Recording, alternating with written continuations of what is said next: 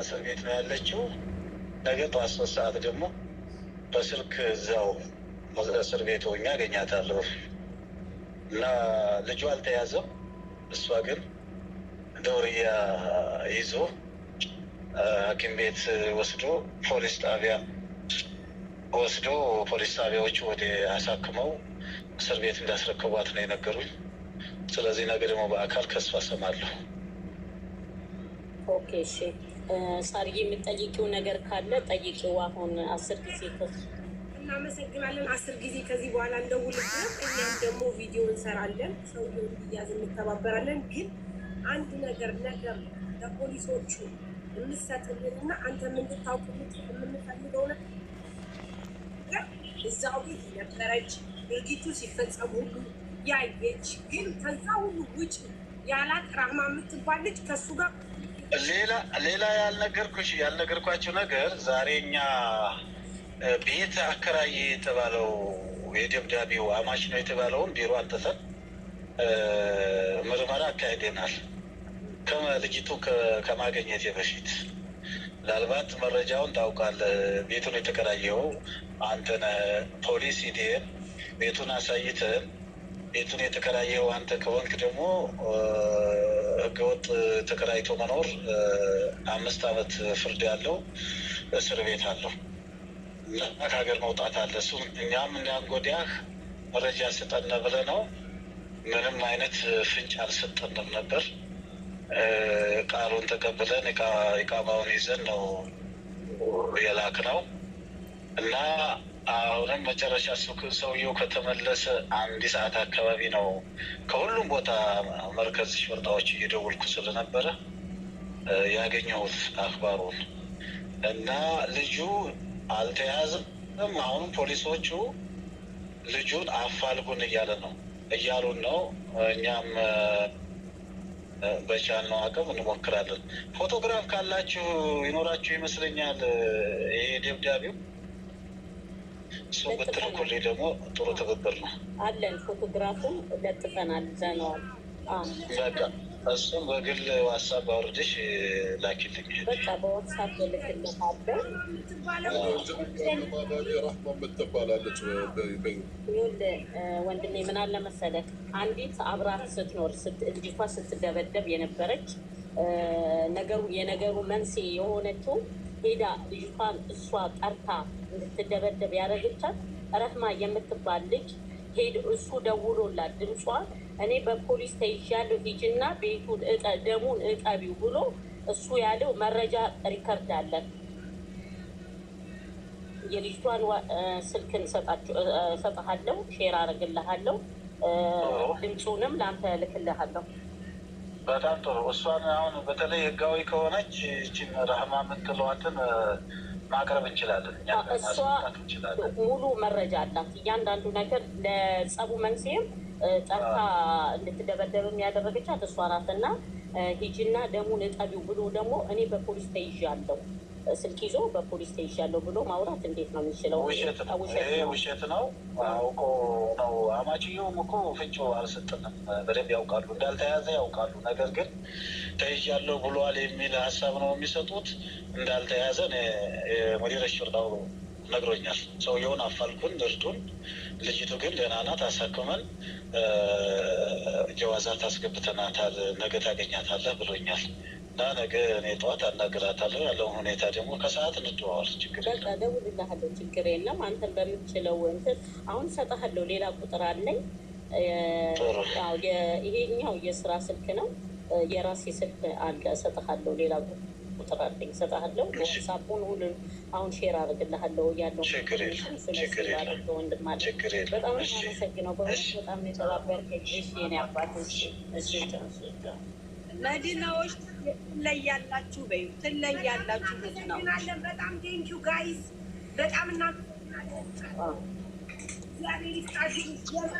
አሁን ይሄኛው ፎቶውን መስዬ የልጅቷን የስልክ ቁጥሯን የዋትሳፕን ያወራችሁን ከሱ ጋር ያወራችሁን የሱን ፎቶግራፍ አድርገሽ ዋትሳፕ ላይ ሼር አድርጊልኝ፣ በዚህኛው ማለት ነው። ይሄኛው ዋትሳፕ የለኝም፣ ለዛ ነው የስራ ስልክ ብቻ ነው። እናመሰግናለን። እድሜ ይስጣችሁ። የምር በጣም እናመሰግናለን። ሰላም ቤተሰብ እንዴት ናችሁ? ሰላም ናችሁ ወይ? እንኳን ደህና መጣችሁ። እንግዲህ በጣም ያሳዝናል የዚች እህታችን ነገር። እግዚአብሔር ይመስገን ዋናው መገኘቷ ነው። በመገኘቷ ደስ ብሎናል። እንግዲህ የሳውዲ መንግስትም ጀዋዛትን በጣም ጥሩ ስራ ሰርተዋል ማለት ነው። ልጅቷን ከመንገድ ላይ አንስተው ሆስፒታል አስገብተው አሳክመው ከዛም በኋላ እንግዲህ ወስደው እንትን ብለዋታል ማለት ነው። እና የጓደኞቿ ግን በጣም ነው የሚገርመው። ጓደኛዋ እንግዲህ ያው ፍሬንድ ናት እየተባለ ነው። ልጁ እዚህ ጋር የምታዩት ቢጫ ለባሹ እሱ ነው ማለት ነው። በጣም ድምፁ ራሱ ያስጠላል ማለት ነው። ምን ይላታል? ግቢና ደሙን ጠቢው ብሎ ለእሷ ነው ሪከርድ ያደረገላት ማለት ነው። በጣም ነው የሚያሳፍረው። እና ከእሷ ጋር እንግዲህ እሷም ባለትዳር ናት፣ ይሄም ልጅ ባለትዳር ነው። ግን ውሽማሞቹ ናቸው እየተባለ ነው ማለት ነው። ሁለቱም አላቸው። እቺ ደግሞ የተደበደበችው ልጅ ስለነሱ መረጃ ሙሉ በሙሉ ታውቃለች። እሷም ከባሏ ሌላ እሱም ከሚስቱ ሌላ ፍሬንዳሞች ናቸው። በዛን ሰዓትም በአንቡባ ላቃጥል ነው ሲል ሁለቱን ላቃጥል ነው አንቺ ብቻ ውጪ ያላት ከቤትና እሷን ነው ከቤት ያስወጣ ማለት ነው። ብቻ በጣም ያሳፍራል። ጓደኝነት እንደዚህ ሴትነት እንደዚህ ከሆነ ጥንቅር አባቱ ይበል ማለት ነው። እና በጣም ባለጌ ናት እቺ ረሃማ። የት እንዳለ ሁሉን ነገር እያወቀች መናገር አትፈልግም። ከሱ መያዝ የዚችኛይቱ እንትን ምንም አላሳዘናትም። የዚች እህታችን ማለት ነው በህይወት መኖሯ ብቻ ራሱ እግዚአብሔር ይመስገን። ያሳዝናል። በጣም በጣም ተጨካክነናል። ባለጌዎቹ ነናል የእውነት። አይ ኢትዮጵያ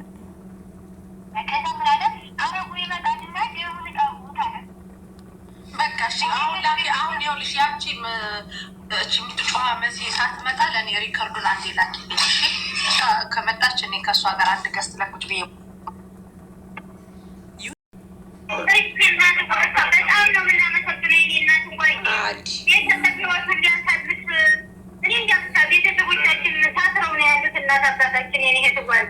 ችግር የለም ማሪ፣ ለእናትና ለአባቶችሽ ንገሪያቸው እሺ። ደህና ናት፣ ሰላም ናት፣ ታክማለች፣ ለውጥ አላት።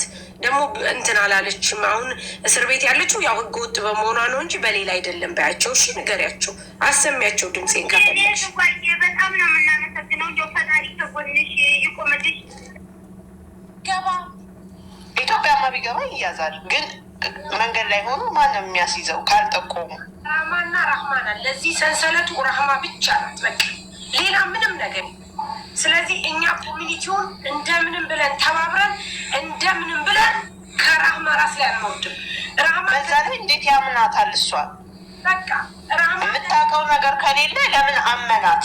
ለምን አወራት? እሷን ዋይ ኮሚሽን እሷ ጋር አለ በቃ አበቃ። ራህማ ናት የምር። እኔ አንተን ፖሊስ ሂደን ቤቱን አሳይተን ቤቱን የተከራየው አንተ ከሆንክ ደግሞ ህገወጥ ተከራይቶ መኖር 5 ዓመት ፍርድ ያለው እስር ቤት አለው እና ማለት ነው እንግዲህ ይሄ ሰው ማለት ነው። አማቹም ተይዟል። አማቹ ጋማው ተይዟል። አማችየው የዚህ ሰውዬ አማች ማለት ነው። ሲቀጥል ደግሞ ሂደሽ ደሙን ጠቢው ሲል እንደገና ቤቱ ተሰብሮ ሄደው ሲያው ጊዜ ማለት ነው ታጥቧል። ቤቱ በክሮሎክስ ታጥቦ ጽድት ብሎ ምንም አይነት ነገር የለም። እቺ ረሃማ የምትባለው ማለት ነው እንግዲህ ሄዳ አጣጥባለች። ሪከርድ ማርጎላት ቁልፌ የት ነውም እያላት ነበረ። እኔ ተይዣለሁ ይላል። ውሸቱን እየሮጠ ምናምን ነገር ነው እያስመሰለ የሚያወራው። እንዳልተያዘም ደግሞ እርግጠኛ ሆነዋል። ሁላችሁም ይሄንን ልጅ እንድታስይዙት። ምክንያቱም እሱ እኮ በሱ ቤት ገሏታል፣ ጨርሷታል።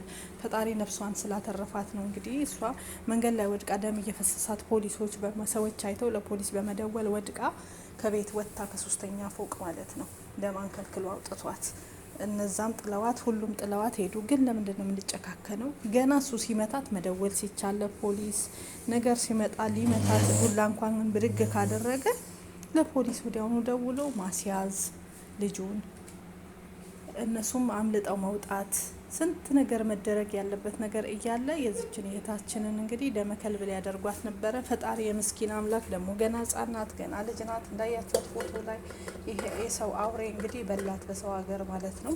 ያው ጉዳት ደርሶባታል። ቤተሰቦቿ ናቸው እንግዲህ ደስ ብሏቸው ዛራ እያናገረቻቸው ያለው እናትና ለአባቷ አይዟችሁ በህይወት አለች ተብሏል። እግዚአብሔር ይመስገን በህይወት መኖሯ። የኔ ከርታታ ምስኪን ያሳዝናል። እንዲህ አይነት ወንዶች ግን በጣም ባለጌዎች ናቸው።